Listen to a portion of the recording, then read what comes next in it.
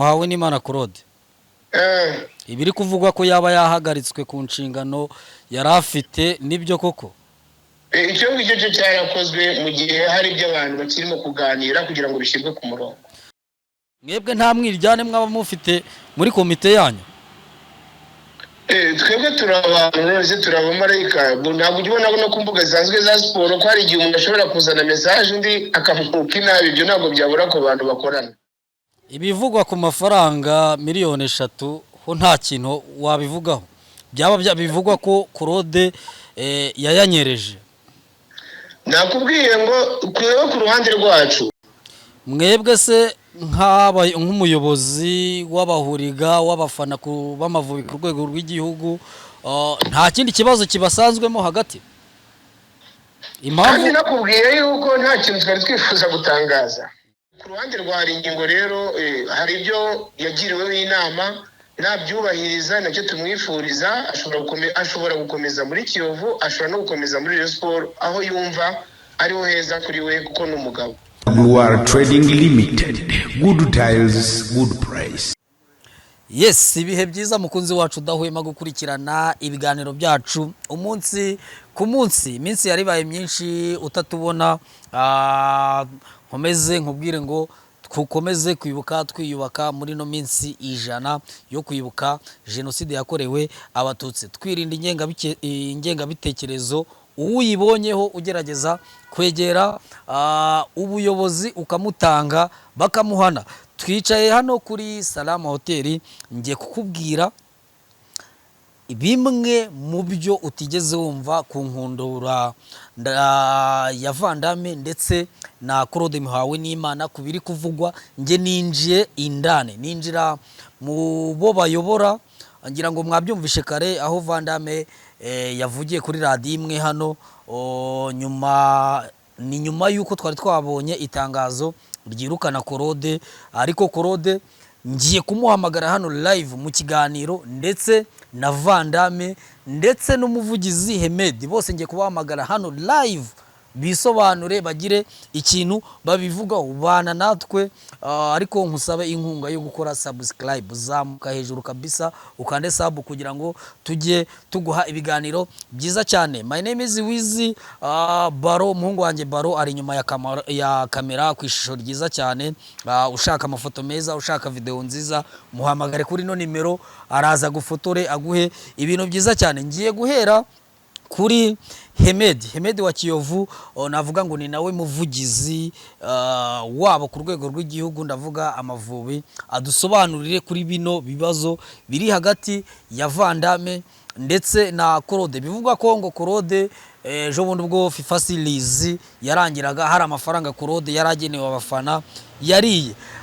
Bose rero ngiye kubaganiriza. Guhamagaye kare nshaka kukubaza ku kibazo cha Vandame ndetse na Claude Muhawe n'Imana, ngira ngo numve ko hari amakuru gifite, kuko bake nagerageje kuvugana nabo babafana baba ba Rayon, baba ba Kiyovu, baba ndetse n'aba Rayon Sport baba bahuriye muri fan club uyoboye, wumvaga nabo hari uruhande bagiye bafata. Ese koko Claude yariye ayo mafaranga agera kuri miliyoni 3? Ibirimo biravugirwa ku maradiyo, birimo biravugwa mu bitangazamakuru, na Vandame ubwe yivugiye yuko afite ikibazo na Claude, anabitangaje, yabivuze kuri SKFM nabikurikiranye. Yego. Ariko twebwe nka fan club Amavubi ntabwo turakenera kugira icyo dutangaza kugeza none hanga. Ku mirimo twatangiye ntabwo yari yagera aho twumva hari ibyo twasohora. Yego.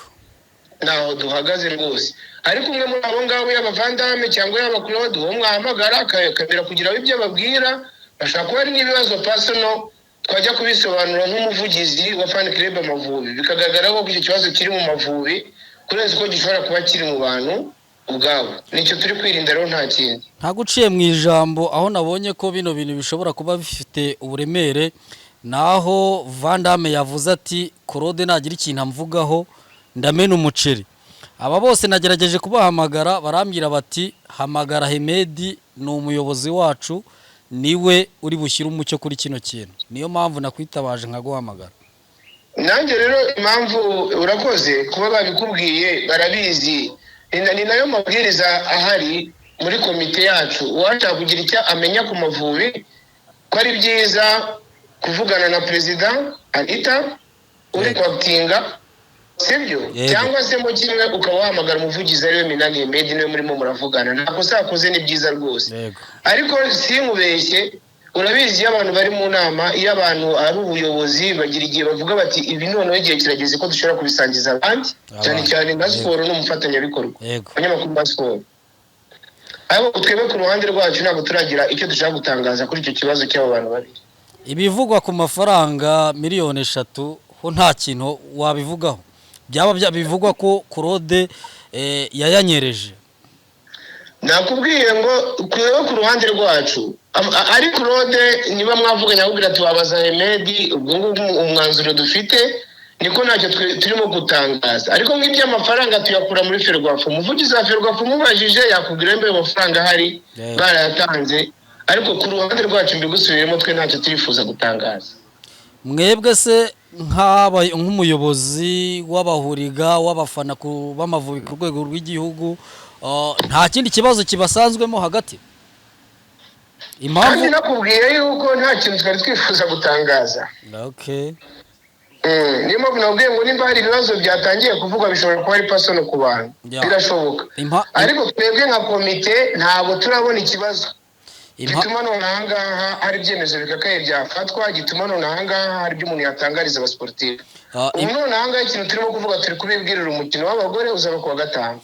Impamvu twese nabo twari turi kumwe mu nama batumye cyagiye nguza iminota 30, sibyo? Ibiri kuvugwa se ko yaba yahagaritswe nibyo koko cyangwa nibihuha? Inde? Muhawe n'Imana Claude. Ibiri kuvugwa ko yaba yahagaritswe ku nshingano yarafite nibyo koko? Icyo ngicyo cyo cyarakozwe mu gihe hari ibyo abantu bakirimo kuganira kugira ngo bishyirwe ku murongo. Okay, ikindi njyewe njya kuguhamagara nabanje kuzenguruka mu bafana uyoboye, bananshimira cyane banambwira bati Hemedi niwe muntu tuba dushaka hafi yacu, bigaragara ko ubayoboye neza. Nagerageza kuvuga Vandame ukabona baramukwepye Claude, ariko navuga wowe nkabona bishimiye ko ikintu cyose wavuga bacyumva. Ku kijyanye n'imiyoborere muri komite yanyu, wenda ntimuba mubana nabo, mufite groupe ya komite muhuriyemo nk'abayobozi, mwebwe nta mwiryane mwaba mufite muri komite yanyu? Twebwe turabamarayika, ntabwo ubona no ku mbuga zisanzwe za siporo ko hari igihe umuntu ashobora kuzana message undi akamukuka inabi, ibyo ntabwo byabura ku bantu bakorana.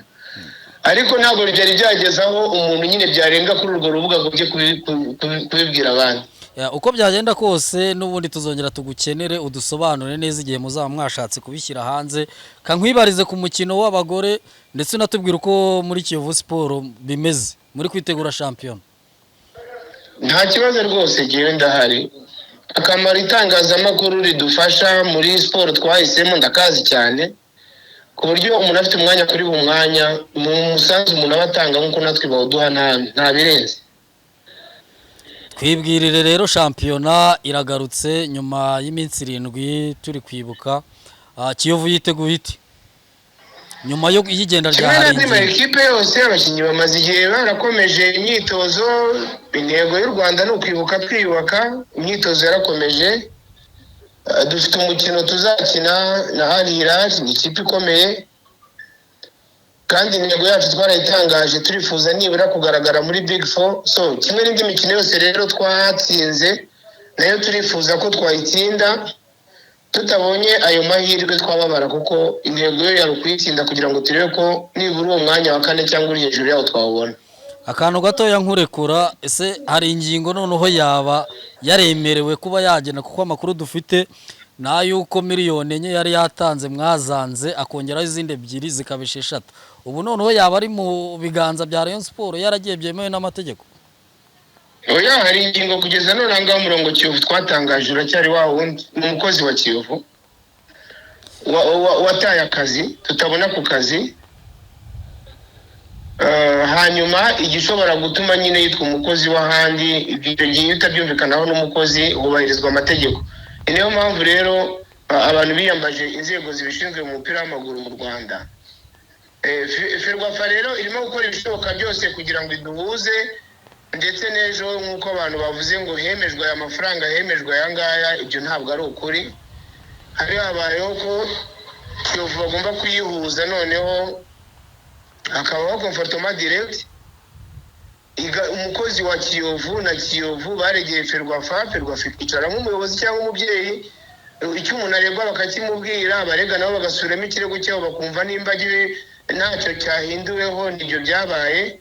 Ku ruhande rwa ingingo rero hari ibyo yagiriweho inama nabyubahiriza, nacyo tumwifuriza. Ashobora gukomeza muri Kiyovu, ashobora no gukomeza muri Rayon Sports aho yumva ariho heza kuri we kuko n'umugabo. Dusoza ubutumwa wagenera abakunzi ba Kiyovu Sport bumva ko hari ingingo niba agiye yarasize amaze kububakira Kiyovu ikina umupira uryoheye amaso y'abantu, bumva ko bigoranye kubona umusimbura igihe yaba agiye muri Rayon Sports, nubuye butumwa wabagenera?